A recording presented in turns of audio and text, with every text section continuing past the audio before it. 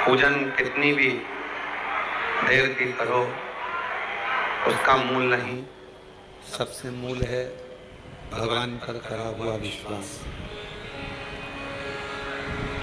भगवान पर करा हुआ भरोसा, दृढ़ता। चालू करो, लाइट नहीं है, जनरेटर चालू करो।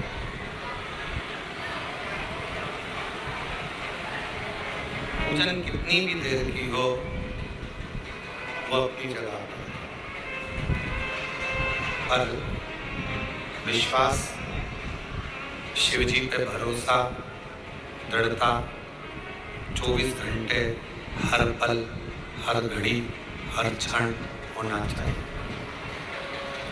क्यों? जितना जितना शिव दुनिया के लोगों पर प्रसन्न हुए हैं वो विश्वास के बल पर, भरोसे के बल पर। और दुनिया का सबसे कठिन काम एक ही है, किसी पर भरोसा करना।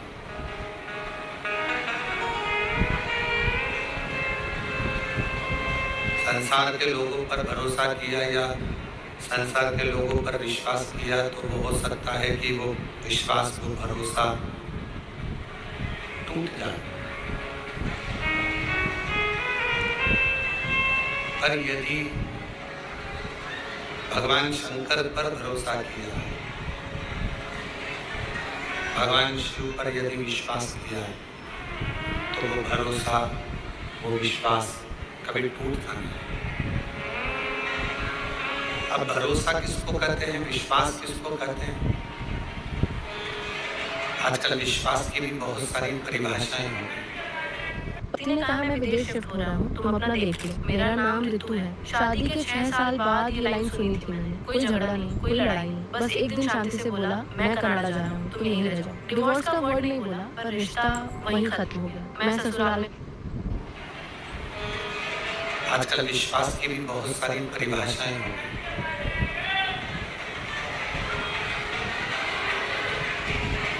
आजकल विश्वास की भी बहुत सारी परिभाषाएं हैं। किसी के पास धन रख देना और उस पर पूर्ण भरोसा कर लेना, क्या यह विश्वास है? किसी के पास अपनी प्रॉपर्टी रख देना और ये सोच लेना कि ये इस प्रॉपर्टी को मुझे वापस दे देगा, ये विश्वास। विश्वास अर्थात शिव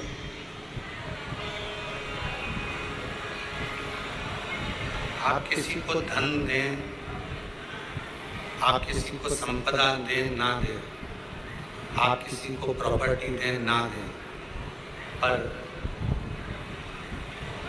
जिसको अपना मानते हो, जिसको अपना मानते हो उसको, जिसको अपना मानते हो उसको शिव का एक स्वरूप मानो। ये वक्त से चल रहा है, जाकर सुनो तो। शिव का एक स्वरूप मानो, भगवान शंकर का एक स्वरूप मानो, एक भरोसा, एक विश्वास, और वो विश्वास हो शिव के प्रति। क्यों? शिव महापुराण की कथा कहती है कि हो सकता है कि परिवार वाले, नातेदार, रिश्तेदार, कुटुंब, कबीला ये सब हमारा साथ छोड़ दे, पर अंतिम बिंदु तक भी मेरा देवाधिदेव महादेव आपका साथ कभी नहीं छोड़ता। वो हमेशा आपका हाथ पकड़ कर चलता। लिंग पुराण में कहा गया कि हम जब एक चावल का दाना भी यदि भगवान शंकर जी को चढ़ा रहे हैं। मात्र एक चावल का यदि हम शिव जी को समर्पित कर रहे हैं,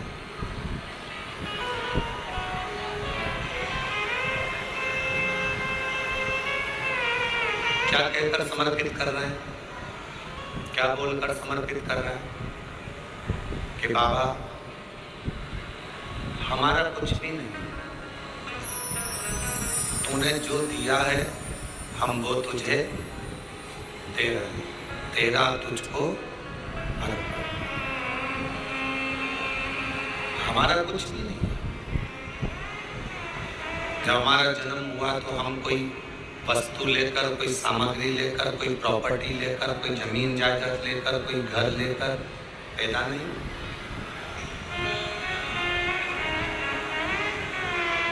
आपको और हमको तो ये भी नहीं मालूम था कि हम किसके घर में जन्मेंगे। आपको और हमको तो ये भी नहीं मालूम था कि हमारा नाम क्या होगा, घर कहाँ होगा, मोहल्ला कौन सा होगा, शहर कौन सा होगा, जिला कौन सा होगा, प्रदेश कौन सा होगा। आपको और हमको किसी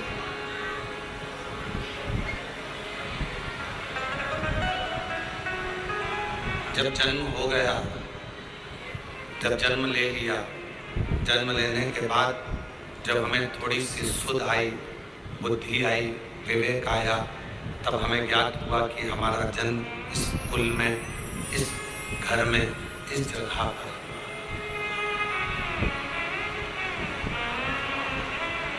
एक फूल को नहीं मालूम होता कि वो सुबह टूटेगा, अर्थी पर जाएगा कि मंदिर में जाएगा। एक फूल को नहीं मालूम कि वो टूटने के बाद किसी के जूड़े में, गजरे में लगेगा, या वो फूल टूटने के बाद किसी की श्रद्धांजलि में जाएगा। फूल को यह नहीं मालूम कि ये पुष्प कहाँ और कब जाएगा, कैसे जाएगा। जैसे पुष्प को नहीं मालूम होता कि वो कहाँ कब किस जगह पर जाएगा, वैसे ही संसार में जन्म लेने वाले एक मानव को नहीं मालूम होता कि वो कहाँ कब और कैसे। पर कुछ पूर्व का अच्छा कर्म होता है, कोई पूर्व का किया हुआ अच्छा कार्य होता है, तो अच्छे कुल में, अच्छे घर में, अच्छे परिवार में और सनातन धर्म में और भारत माता की गोद में जन्म मिल जाता है। कोई पिछले जन्म के अच्छे कर्म मुझे बाबा, कोई पूर्व का जन्म अच्छा होगा, कोई पूर्व का किया हुआ कार्य अच्छा होगा, जो मानव का शरीर पूरा मिल गया। भगवान ने कोई हाथ पैर, आँख, नाक, मुख, कान में कोई कमी ना हो। श्रवण शक्ति भी पूर्ण दी, नासिका भी पूर्ण दी, नेत्र भी पूर्ण दी है, वाणी भी पूर्ण। Shine India Fast Fashion.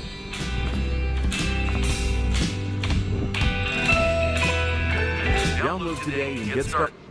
पूर्ण दी, नासिका भी पूर्ण दी, नेत्र भी पूर्ण दी है, वाणी भी पूर्ण। कोई पूर्व का कर्म अच्छा होगा, जो शिव महापुराण कथा के इस पंडाल में कथा श्रवण करने के लिए, जहाँ कथा सुनने के लिए सबका दिल होता है, कंकर शंकर की भूमि पर कथा श्रवण करने के लिए। और मैं एरंडोल वाले काबरा जी को और गुप्ता परिवार को धन्यवाद देता हूँ। कोई पूर्व का पुण्य होगा जो जजमान पद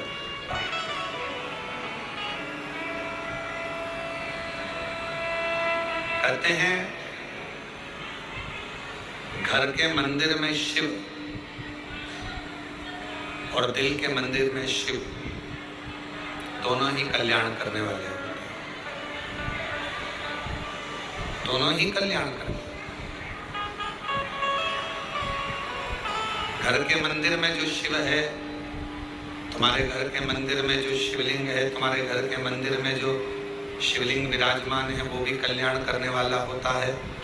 और तुम्हारे दिल में, तुम्हारे हृदय में जो भगवान शंकर विराजमान है, वो भी कल्याण करने वाला। और कितनी बड़ी बात शिव महापुराण में लिखी है कि जिस घर के अंदर शिवलिंग नहीं हो, जिस घर के अंदर अगर छोटा सा भी शिवलिंग नहीं है, तो उस घर का पानी पीने का भी यहाँ पर वर्णन नहीं किया गया कि आप उस घर का पानी। अवरल लिंग पुराण में, शिव महापुराण में, स्कंद पुराण के काशी खंड में, अवंतिका खंड में, केदार खंड में, सब में वर्णन किया कि घर के अंदर यदि एक छोटा सा भी शिवलिंग है,